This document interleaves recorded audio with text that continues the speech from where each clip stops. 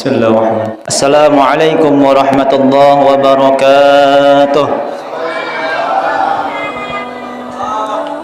Alhamdulillahi rabbil alamin. Alhamdulillahi ala ni'matil iman wal islam wal taufiq wal hidayah wal ukhuwah. Ashhadu an la ilaha illallah wahdahu la syarika lah wa ashhadu anna Muhammadan abduhu wa rasuluh. La nabiyya wa la rasula ba'dah. Allahumma salli wa sallim wa barik ala sayyidina Muhammad wa ala ali sayyidina Muhammad. Wa qala Allah ta'ala fil Qur'anil Karim, ya ayyuhalladzina amanu ittaqullaha haqqa tuqatih wa la tamutunna illa wa antum muslimun.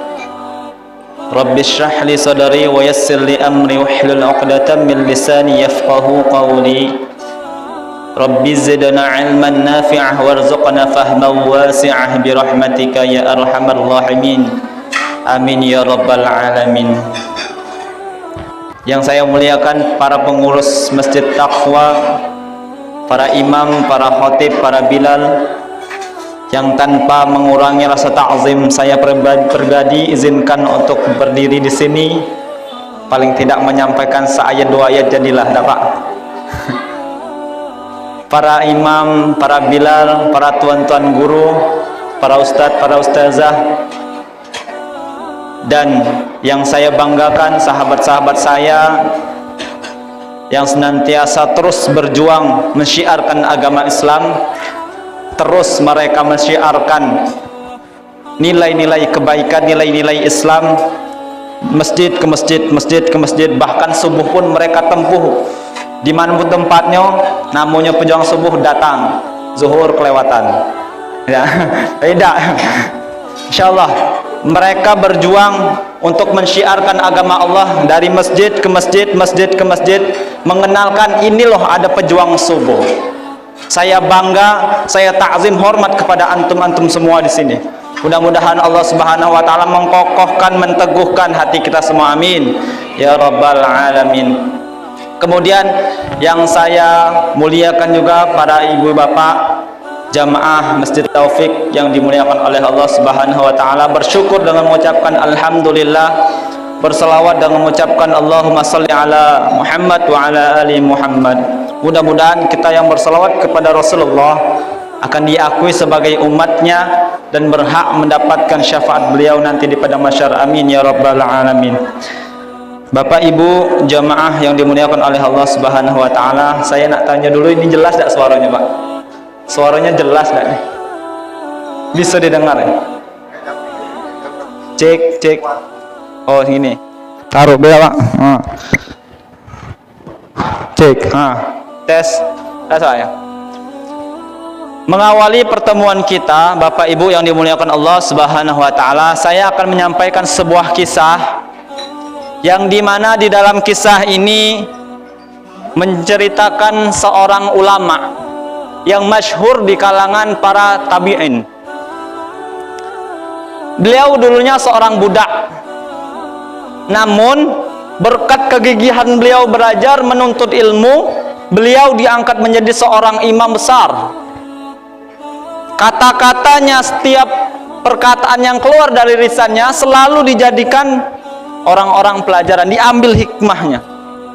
Ialah seorang Imam Hasan Al-Basri. Begitu banyak ya Pak, kita lihat, kita dapati perkataan-perkataan beliau yang memotivasi kita, yang bisa membangkitkan keimanan kita. Beliaulah Al-Imam Hasan Al-Basri. Di dalam kisah ini diceritakan bahwasannya beliau ini sedang berjalan di sebuah kota yang namanya kota Basrah. Kota Basrah ini adalah kota yang terbesar nomor 2 di negara Irak setelah Kufah. Jadi beliau berjalan-jalan di kota Basrah. Kemudian salah satu seorang penduduk Basrah bertanya kepada imam tersebut, Imam Al-Hasan Al-Basri. Apa pertanyaannya? Wahai imam, wahai Abu Ishaq. Jadi Abu Ishaq ini adalah panggilannya Al-Imam Hasan Al-Basri. Wahai Abu Ishaq, Sesungguhnya kami ini telah berdoa kepada Allah. Sesungguhnya kami telah meminta kepada Allah. Kami telah memohon kepada Allah Subhanahu wa taala. Banyak permintaan kami, banyak doa kami, banyak permohonan kami. Dan juga kami telah mengetahui di dalam Al-Qur'an, Allah berfirman, ujibu da'watad da'i idza da'an falyastajibu li wal yu'minu bi la'allahum yarshudun. Sebenarnya Allah itu dekat. Apabila kita minta, Allah akan kabulkan. Di ayat lain, ud'uni astajib lahum. Berdoalah kepadaku, kata Allah, niscaya akan kukabulkan. Tapi kenapa kami sudah berdoa, meminta, memohon, tidak juga Allah kabulkan permintaan dan doa kami? Kemudian apa kata Al-Imam Hasan Al-Basri? Beliau mengatakan bahwasannya bukan berarti Allah menolak doa antum. Bukan berarti Allah tidak mengabulkan permintaan permohonan kalian semua. Tapi ingat, sesungguhnya Allah sedang menunda permintaan, permohonan dan doa kalian. Apa sebabnya? Disebabkan hati kalian telah mati. Itu kata Al-Imam Hasan Al-Basri. Ternyata Bapak Ibu yang dimuliakan Allah Subhanahu wa taala, doa kita bisa tertunda dikarenakan hati kita mati. Kalaulah hati kita mati, tidak nyambung channel kita ini sama Allah, tidak nyambung, tidak bergetar, tidak ada hati kita ini getaran ketika disebut nama Allah. Innamal mu'minuna idza dzukirallahu wajulat qulubuhum. Orang beriman itu apabila disebut nama Allah bergetar hatinya. Kita sudah tidak terdengar nama Allah, getar hati kita, Bapak Ibu yang dimuliakan Allah Subhanahu wa taala. Kalau tidak, Bapak Ibu, gimana kita mau nyambung kedekatan kita? Gimana kita mau nyambung komunikasi kita dengan Allah? Kita dengar nama Allah baik, kita biasa-biasa baik. Maka kata Imam Al-Basri, doa kalian tertunda dikarenakan hati kalian mati. Khatamallahu ala qulubihim. Allah mematikan, Allah mengunci hati kalian. Ibu bapak yang dimuliakan Allah, kalaulah hati itu mati, ternyata bukan hanya doa kita saja yang tertunda, yang ditunda oleh Allah. Kalaulah hati kita telah dimatikan Allah, telah dikunci oleh Allah, wa ala sam'ihim, ternyata kuping kita ini juga, Bu. Kuping kita ini juga, Pak, dikunci, ditutup sama Allah. Wa ala absarihim, mata kita dibutakan sama Allah. Hati mati, kuping tidak bisa dengar, walaupunlah ceramah sepanjang lebar, nasihat sebanyak-banyak tidak juga masuk. Apalagi yang nyampaikan budak kecil, Hafiz Indonesia, apa dai-dai kecil. Padahal kalau dai-dai kecil itu ceramah isinya kadang-kadang bagus, Pak. Tapi kita mentang-mentang budak nih kecilan, cemtu lalu lah. Padahal itu nasihat. Kenapa? Karena awalnya hati kita mati. Setelah mati hati kita, kuping kita ditutup pendengarannya sama Allah Subhanahu wa taala. Setelah telinga, mata kita ternyata dibutakan sama Allah. Melihat orang beramal, melihat orang giat pergi ke masjid, melihat orang senang bersedekah, tidak terketuk hati kita untuk melakukan itu. Berawal dari hati yang mati. Lalu kemudian penduduk Basrah tadi bertanya, wahai Ishaq, Al-Imam Hasan Al-Basri, apa sesungguhnya ciri hati yang mati itu? Kemudian dijawab, Bapak Ibu jamaah yang dimuliakan Allah Subhanahu wa taala, inilah yang akan kita sampaikan. Bahwa ada ciri-ciri hati yang mati. Yang pertama, ciri hati yang telah mati. Yang pertama, kita mengenal Allah, tapi kita tak pernah memenuhi hak Allah Subhanahu wa ta'ala. Ibu bapak yang dimuliakan Allah, ternyata Allah itu ada hak yang harus kita penuhi. Sebagaimana kita punya hak untuk hidup, sebagaimana kita hidup ada hak untuk bernafas, begitu pula dengan Allah. Ternyata ada hak Allah yang harus kita penuhi. Nah, sudahkah kita memenuhi hak Allah? Jangan-jangan hati kita mati, kemudian doa kita tertunda dikarenakan hak kita tidak kita tunaikan kepada Allah. Hak Allah itu tidak kita tunaikan. Dijelaskan di dalam sebuah riwayat, ibu bapak yang dimuliakan Allah, adik-adik dengar ya. Hai. Dengar ya? Dengar. Ada dengar? Dengar. Dijelaskan di dalam sebuah riwayat di dalam hadis Bukhari wal Muslim bahwasannya dari Mu'az bin Jabal bercerita bahwasannya sesungguhnya aku sedang berjalan dengan Rasulullah menggunakan onta. Dan saat dalam perjalanan Rasulullah Shallallahu Alaihi Wasallam bertanya kepadaku, "Ya Mu'az, antudri ma haqqullah ya ala ibadi." Wahai Mu'az, tahukah engkau hak yang harus dipenuhi oleh engkau kepada Allah? Tahukah engkau hak Allah yang wajib kalian penuhi di setiap seorang hamba? Kemudian kata Mu'az, Allah wa Rasul a'lam, Allah dan Rasul yang lebih mengetahui. Kemudian Rasulullah SAW bersabda bahwasannya Rasul menyampaikan kepada Mu'az, memberitahu kepada Mu'az bin Jabal, wahai Mu'az, haqqullahi ala ibadi an ta'budu wa la yusyriku bihi syai'a. Hak yang harus kalian penuhi kepada Allah Subhanahu wa taala, an ta'budu, beribadah kepada Allah, menyembah kepada Allah, wa la yusyrik bihi syai'a, tidak menyekutukan Allah Subhanahu wa taala.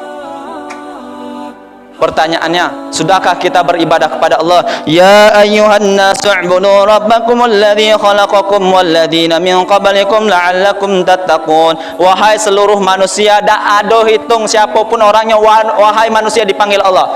Sembahlah Allah, ibadahilah Allah, Tuhan yang telah menciptakan kalian, sebagaimana orang-orang sebelum kalian menyembah Allah, beribadah kepada Allah, la'allakum tattaqun, agar kalian tuh menjadi orang yang bertakwa. Di ayat lain Allah berfirman, bahkan Allah sombong. Wajib Allah punya sombong, harus, karena memang itu sifatnya Allah. Kita yang nggak boleh sombong, Pak. Allah sampaikan, menekankan bahwa dirinya adalah Allah. Innani anallah, la ilaha illa ana fa'budni wa aqimis salata li dzikri. Sesungguhnya aku ini adalah Allah, la ilaha illa ana, tidak ada Tuhan, tidak Allah selain aku. Fa'budni, sembahlah aku, beribadahlah kepadaku. Wa aqimis salata li dzikri, dan dirikanlah salat untuk mengingatku, kata Allah Subhanahu wa taala di dalam Al-Qur'an surat Thaha ayat ke-14. Nah, ternyata yang menyebabkan hati kita mati adalah kita kenal sama Allah tapi kita tidak memenuhi hak Allah. Kata Rasulullah, hak yang wajib kalian penuhi di setiap hamba Allah adalah beribadah kepada Allah, menyembah kepada Allah, tidak menyekutukan Allah. Kan gitu, Pak. Kalaulah kita sholat 5 waktu, kita sholat, ternyata kita masih interaksi dengan cincinnya ada jimat gitu, Pak. Nah, itu menyebabkan doa kita tidak dikabulkan, tertunda. Atau jimat-jimat yang lain, atau kepercayaan yang lain, apa yang bisa menyelamatkan, tidak ada, Pak. Cuman Allah lah yang maha melindungi kita. Maka lepaskan daripada kesyirikan, kemusyrikan, beribadahlah kepada Allah, menyembahlah kepada Allah Subhanahu wa taala, agar doa kita tidak tertunda. Dan di ayat Thaha tadi, surat Thaha ayat 14 tadi, wa aqimis salata li dzikri, dan dirikanlah salat untuk mengingatku. Jadi jangan hanya sekedar kita salat Allahu Akbar, Allahu Akbar, Allahu Akbar, tapi ternyata di dalam hati kita tidak mengingat Allah Subhanahu wa taala. Hati-hati, kita sholat hanya sekedar sholat, tidak menyambung hati kita kepada Allah. Channel kita ini kita sambung setelah kita sholat, iyyaka na'budu wa iyyaka nasta'in, hanya kepada Engkau kami beribadah, hanya kepada Engkau kami sholat. Wa iyyaka nasta'in, hanya kepada Engkau lah kami meminta, hanya kepada Engkau lah kami memohon. Maka sholat kita benar di dulu, sambung, bawa sifat ihsan. Sifat ihsan di dalam Quran, di dalam hadis kan, dalam hadis arba'in dijelaskan bahwasan ihsan itu kita beribadah seolah-olah kita ini melihat Allah.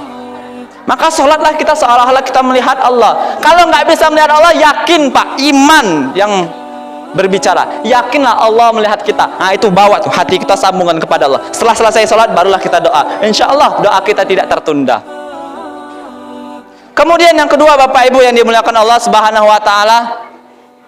Kemudian apa lagi? Wahai Ishaq, wahai Al-Imam Hasan Al-Basri, yang menyebabkan hati kami ini, ciri kami ini mati. Yang kedua adalah kita menggunakan nikmat Allah. Kita pakai nikmat Allah, namun kita tidak mensyukuri nikmat yang Allah berikan kepada kita. Walam tashkurulahu. Kita tidak menggunakan, tidak mensyukuri nikmat Allah Subhanahu Wa Taala. Jangan nikmat yang lain-lain dulu Pak, Bu, jangan nikmat yang lain dulu. Nikmat yang ada pada diri kita nih be, tidak sanggup kita bayarnya. Sudahkah kita mensyukuri nikmat yang ada pada diri kita? Wa fi anfusikum, dan lihatlah ada pada diri kalian. Afala yubsirun, apakah kalian tidak melihat yang ada pada diri kalian? Ada mata kita, sudahkah kita mensyukuri nikmat yang Allah berikan? Mata kita nih Bu, kalau mata kita nih melek terus, apa jadinya? Ya Pak, melek, jangan menjam Pak. Nah, kalau menjam terus enak Pak, kita tidur. Melek be. Sudahkah kita mensyukurinya? Ternyata dari segi akademisnya, dari ilmiahnya, setiap menit mata kita mengedipkan sebanyak 15 sampai 20 kali dalam 1 menit. Hitunglah dewek Pak. Bahkan di dalam penelitiannya, 1 hari itu kalau dihitung-hitung bisa 20 sampai 25 ribu 1 hari kita berkedip. Nah, coba kalau udah kita kedip kayak mana Pak? Nah, sudah kita syukuri belum nikmat Allah? Terus nikmat tangan, nikmat kaki. Banyak orang yang tidak pernah bersyukur. Lihat kawan punya mobil, pengen pulang punya mobil. Karena lagi istri gitu. Untung istri awak tak kayak itu. Jangan baper. Masya Allah Bang Azizan. Lihat kawan punya mobil, tidak punya pula kita bersyukur. Pengen pula punya mobil. Padahal orang yang tidak punya mobil, dia bersyukur. Oh, syukurlah. Dia pakai mobil, aku punya pakai motor. Di bawah ada yang tidak pakai motor, jalan kaki cuma. Yang di bawahnya lagi ini jalan kaki, pengen yang bisa jalan kaki, kakinya tidak kati, cuma sekok kakinya. Di bawah lagi, ternyata kaki tidak punya, mata tidak punya, cuma diam baik kan gitu. Makanya kita lihat ke bawah Pak untuk mensyukuri. Jangan kita pernah lihat ke atas. Bapak Ibu jamaah yang dimuliakan oleh Allah Subhanahu Wa Taala, itu yang kedua. Yang menyebabkan hati kita mati, ciri hati kita mati adalah kita menggunakan nikmat Allah, namun kita tak pernah mensyukuri nikmat yang Allah berikan. Padahal kalau kita mensyukuri nikmat Allah, la in syakartum la azidannakum wa la in kafartum inna adzabi lasyadid. Apabila kau mensyukuri nikmatku yang telah kuberikan kepada kalian, la azidannakum, maka akan kutambah nikmat itu untuk kalian yang banyak. Wala in kafartum inna adzabi lasyadid. Hati-hati Pak, Ibu, hati-hati Bu. Nikmat yang Allah berikan kepada kita, kalau tidak kita syukuri malah kita kufuri, jangan-jangan nikmat itu berubah menjadi azab. Inna adzabi lasyadid. Azab Allah sangat perih. Hati-hati, nikmat yang Allah berikan jangan sampai berubah menjadi azab bagi kita dewe.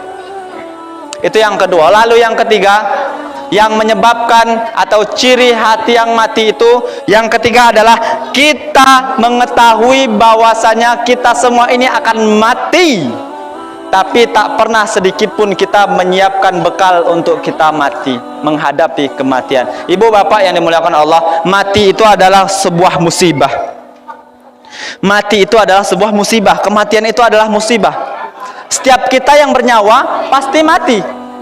Adik-adik, tes adik-adik yang di belakang, nanggung 3 kali, 3 sekot lagi, diam dulu ya.